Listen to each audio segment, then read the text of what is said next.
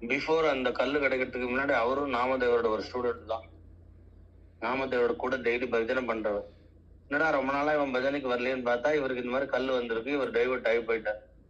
லக்ஷ்மி தேவி எதுக்கு கொடுக்குறா அப்படின்னா, அவருக்கு ஒரு ஞானம் வரத்துக்காக ஒரு பரீட்சை தான் அதுவும், இந்த பரிசு கல்லு மாதிரி கொடுத்ததும். ஏன்னா அதுக்கப்புறம் பின்பாடு நாமதேவரால இவர் மெருகேறி போவார்னு லட்சுமி தேவிக்கு நடக்க போறது தெரியும். ஸோ அதனால கொஞ்ச நாள் அவர் ஆசைப்பட்ட மாதிரி பணம் காசு அனுபவிச்சுட்டு இருக்கட்டும்ட்டு அப்படி கொடுக்குறா. ஆனா அத வசதி இல்ல, பாண்டரங்க பக்தி வசதி. கடவுள்கிட்ட போய் நம்ம கேட்க வேண்டியது பொருளோ இந்த மாதிரி பணமோ அந்த மாதிரி இல்ல, ஞான வைராக்கியம் தான், பக்தி தான். இந்த பிறவி அப்படியே முடிச்சுக்கணும், இதான் கடைசி பிறவின்னா அப்போ பக்தி தான் முக்கியம், ஞான வைராக்கியம் தான் முக்கியம். அது இல்லாம நம்ம பொருளை கேட்டு திருப்பி திருப்பி வாழ்ந்துட்டு இருந்து அப்படியே நம்ம ஏழையா இருக்கும், சரி பணம் கிடைச்சா கொஞ்சம் நல்லா இருக்கும்னு நினைக்கிறோம். அப்படியே வாழ்ந்துட்டு அப்படியே இருந்துட்டு இருந்தோம்னா கர்மாக்கு ஏத்த மாதிரி எது எது வரணுமோ வரும். ஆனா நம்ம ஒண்ணும் எக்ஸ்ட்ராவா இந்த மாதிரி கேட்டு இதை கொடு, வீடு கொடு, காரை கொடு அப்படிலாம் கேட்கும்பொழுது திருப்பி திருப்பி அதுலனால ஒரு கர்மா ஜாஸ்தி ஆகி திருப்பி திருப்பி பிறவி என்னண்டு இருந்தோம். ஸோ பொருள் வசதி எல்லாம் வந்துட்டா கூட நம்ம அதுல என்ஜாய் பண்றோம், கொஞ்ச நேரம் சந்தோஷமா இருக்கலாம்னு நினைக்கிறோம். திருப்பி திருப்பி புனர்பி ஜனனம் புனர்பி மரணம் வந்துட்டே இருக்கும். ஞானம் அவ எல்லாத்தையும் இந்த பட்டினத்தார்ல எவ்வளவு பெரிய கோடீஸ்வரர், அந்த மாதிரி கோடி இப்ப இருக்கிற இந்த உலகத்திலேயே யாரு நம்பர் 1 பணக்காரன்னு பாக்குறாள், அந்த மாதிரி பட்டினத்தார் இருந்தார். ஆனா எல்லாத்தையும் உதறிட்டு காது இருந்த ஊசியும் வாராது காணும் கடை வழிக்கேன்னு கடவுள் தான் வசதின்னு சொல்லி கிளம்பி போனாரு. அந்த ஞானம் எப்ப வருதோ அதான் கடைசி ஜென்மா நமக்கு.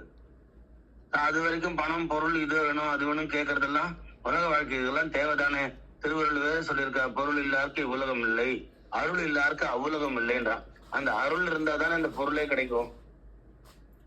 அப்ப அந்த அருள் தான் ரொம்ப முக்கியம். நம்ம இறைவன்ட்ட ஞானத்தை தான் கேட்கணும், மீதி எல்லாம் கூட கிடைச்சிடும். அதனாலதான் சுவாமி விவேகானந்தரும் ராமகிருஷ்ண பரமசர் சொல்லி நீயே போய் கேளுன்னு சொல்லி அவர் போய் கடைசியில பொருள் உலக விஷயம் கஷ்டம் குடும்ப கஷ்டம் போனோம்னு கேட்கதான் வந்தார். கோர்ட்டு கேஸுன்னு இருக்கு, அதெல்லாம் சரியாகணும். எங்க அப்பா இருக்கும்போது வீடே அவ்வளவு நல்லா இருந்தது, இப்ப நாங்க தலைகீழ் ஆயிடுத்து, அவ்வளவு கஷ்டப்படுறோம்னு தான் கேட்க வந்தார். நீங்கதான் காலிட்ட பேசுவளே பேசுங்கன்னு. ஆனா கடைசியில விவேகானந்தரால் அது கேட்கவே முடியல, உலக விஷயங்களா கேட்கவே முடியல. ஏன் அப்படின்னா விவேகானந்தர் இதுக்காக பிறக்கல, உலக விஷயத்துக்காக பிறக்கல. அவர் உலகத்துக்கே வெளிச்சம் தர ஒரு ஞான சூரியனா இருக்க போறார் பின்காலத்துல. ஆனா இப்ப அவருக்கே அவரை தெரியல.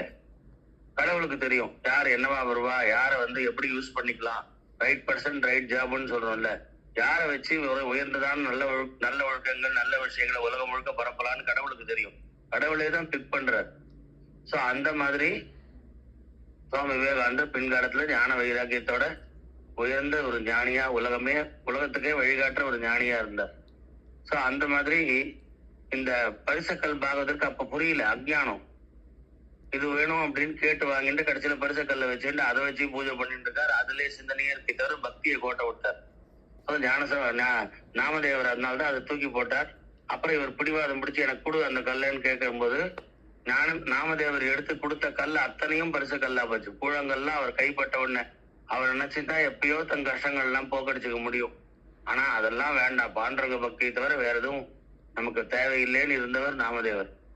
சோ உடனே அப்பதான் புரிஞ்சுது பரிசபாவதற்கு, சுவாமி நீங்க கைப்பட்டு அத்தனை கூழாங்கல்லும் எப்படி பரிசக்கல்லா மாறித்தோ அந்த மாதிரி கூழாங்கல்லா இருந்தன்னா உங்களோட கிருபையினால நான் இப்ப பரிசுத்தமா மாறிட்டேன், பக்தி தான் வசதி தெரிஞ்சுட்டேன் அப்படின்னு தான் பரிசக்கல்லா எப்படி பரிசக்கல்ன்றது எப்படி பளபளக்க ஒரு சுவர்ணமா ஒரு கல்லா மாறுறதோ, எது தொட்டாலும் அது தங்கமா மாறுறது, இரும்பெல்லாம் தொட்டா அந்த மாதிரி சாதாரண ஆளா இருந்தேன்னா இப்ப நான் உங்க அருள்ல ஒரு ஸ்டாண்டர்ட் பக்தி வந்துருது, ஞானம் வந்துருதுன்னு அதுல இருந்து அப்படியே மாறுறார் பரிச பாகவத்.